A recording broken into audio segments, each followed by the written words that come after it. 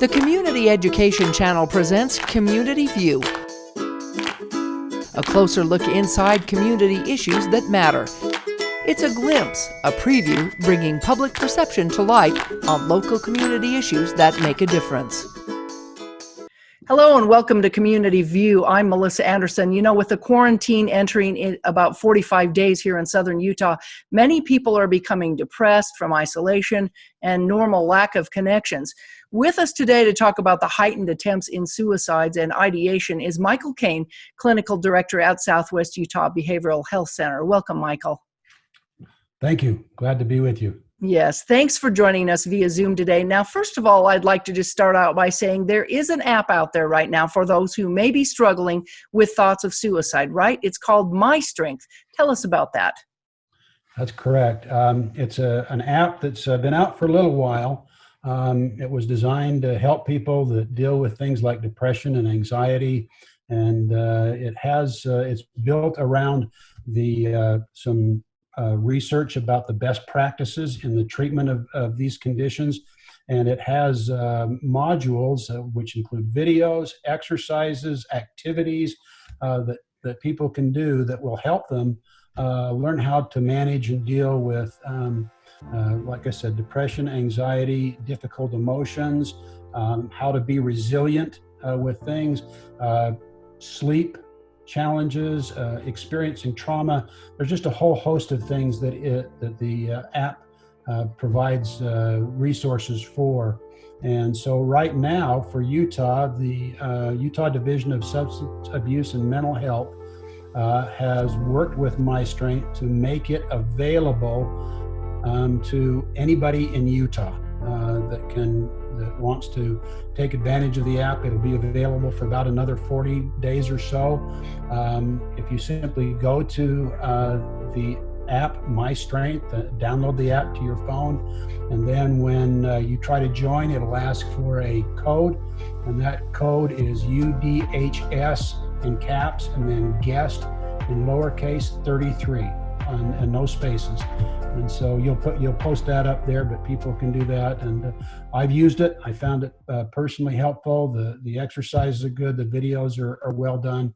And so that's one thing that we can turn to that can be helpful for people. Now, tell us about what are some of the reasons for increased risks of suicide during this uncertain time during the pandemic. When we see something like this happen and everybody kind of feels part of a social collective movement, they feel more engaged. They feel like they're part of a big thing, and that they're not that much different than the struggles that other people are having. And so the thinking about suicide actually backs off during the first part of this. And if you're acquainted with Maslow's hierarchy of needs, it does make sense, because as the pandemic started, we kind of moved into the arenas of Maslow's hierarchy of thinking first about our physiological and our safety needs.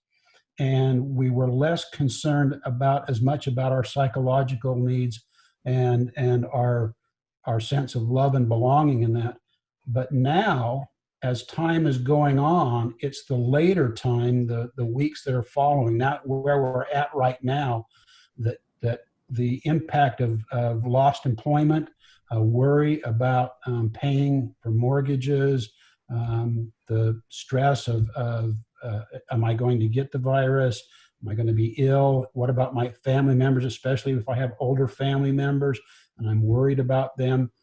As time goes on, these things start to increase, and then people are more concerned than before about it. So we are seeing anxiety increasing, we're seeing depression, and we're seeing people getting more worried, if you will, and the fact that they've been in their homes. People have been staying at home. Parents have been trying to help their kids through school, but they're in this kind of a confined environment. And so the worries of finances, even if you still have a job, you're trying to do your job and help your kids. The things are kind of mounting up now. there are things to be thankful for. There are our neighbors and our people who have helped us out, and that's one thing we should be looking forward to, are the positive things of this. So tell us a little bit about how we can get in the right frame of mind to think about those positive things and less about, our financial impact and where we're going to be. Yes, there are negative impacts that are happening, but also if we look around, there are also some positive things happen.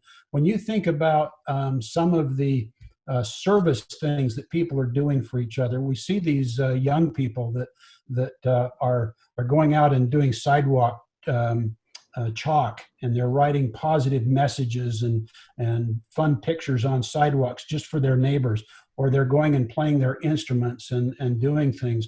And we're seeing caring for people actually ramping up, even though we are socially distant. And so that's a positive thing that this has had an impact on us to reach out and be more caring. And for those people that are doing that, they are more likely to be able to handle the stress of the social isolation and that sort of thing, because they are reaching out to try to help other people. So that's definitely one of the things that we suggest that you do. Think about what you can do for your neighbor or your family. Send a note of encouragement by a text or by FaceTime, or do something to encourage someone else.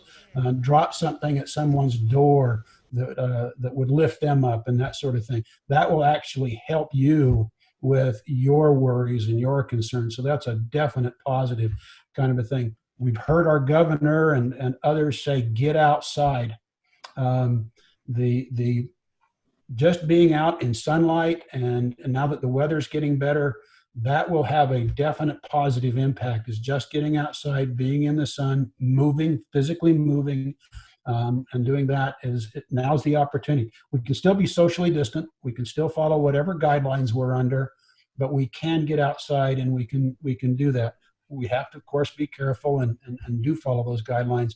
But getting outside, these are the kind of things that will really, really help us with depression and with anxiety related to this thing. Yeah, it's definitely important to stay connected. Now, I also understand that gun sales in March were up by around 85%. That's nationwide. And with more accessibility to these lethal means, this also could create a problem. How do we keep those guns out of the hands of people who might be depressed, or make sure that they're in a safe place?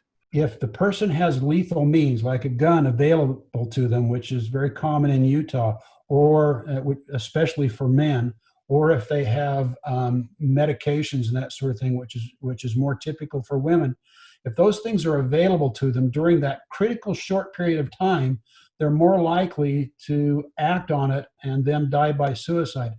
However, if we make them so they're not as accessible, and we can do this by either getting them out of the house, which is kind of the ideal, is give them to someone that can supervise and manage the gun and keep it away from a person who's depressed and has thoughts of suicide, or get the gun secured with a gun lock of some kind, or in a safe that they can't access. We're not talking about gun control here. We're talking about just limiting access during a critical and important time. If we do that, the chances of suicide actually happening go down dramatically. And so we're anxious to just limit their access to these lethal means. And if we do that, we can have a great impact. To do that, we need to know if a person is thinking about it. Right. We need to be asking if someone looks sad or depressed. We need to ask them how they're feeling, and even just straight up asking, are you thinking about suicide? Yeah, and there is QPR training out there being offered online and through the universities and things. Tell us about how people can gain access to that and learn the knowledge of how to ask those questions. At Southwest, our preference for QPR training is to do it in person, and we're hoping that now we'll actually be able to do that more. It is available online. It's available online where it can be done like through the university here. We can also, you can actually go to the QPR website, and they have an online training that you can do, or you can call Southwest Behavioral Health Center, and we can help get it coordinated so that you can take QPR.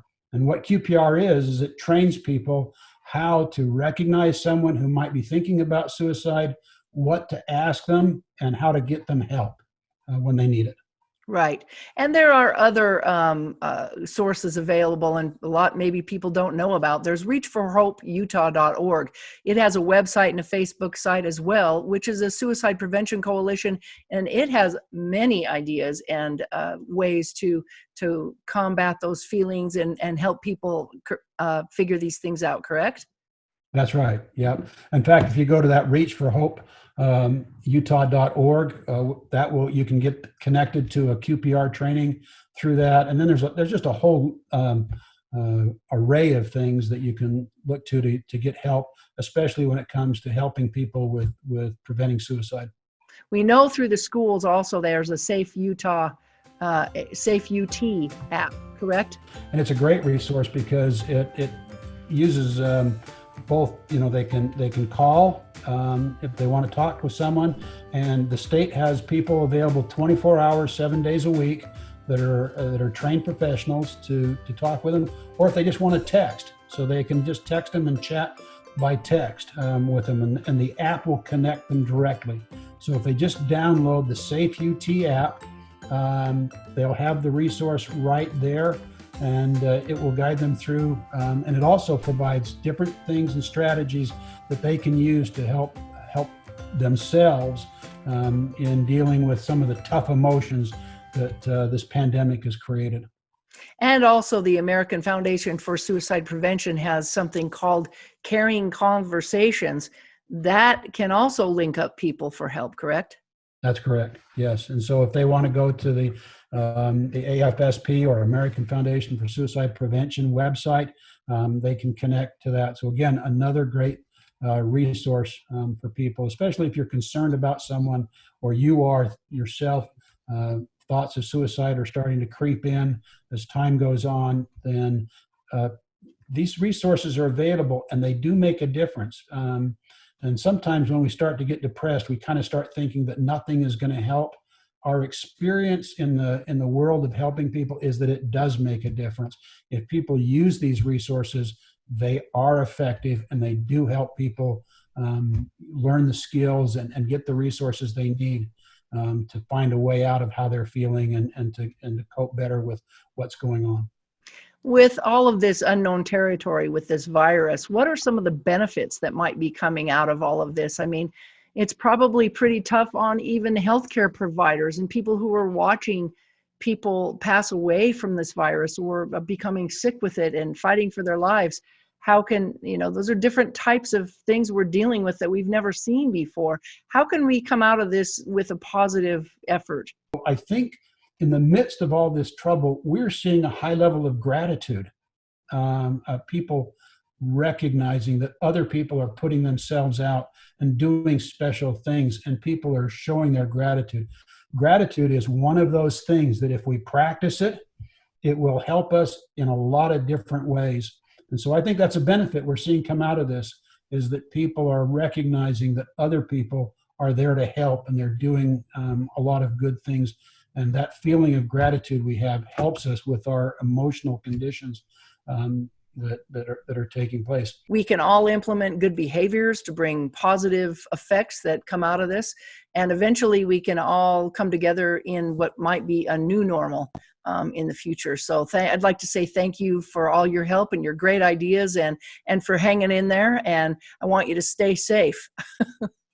We will. You do the same thing, but let's at the same time let's get outside so we can at least wave at each other and say hi. That's for sure. Hi. Thank you so much, Michael. And if you need help, you can always contact the National Suicide Prevention Hotline at 1-800-273-8255 or talk 24 hours a day, 7 days a week, or go to any of those apps or anything that's out there. Just reach out for help. Reach for hope. That's what we all need right now. Thanks for joining us, and we hope you stay safe. Have a great day.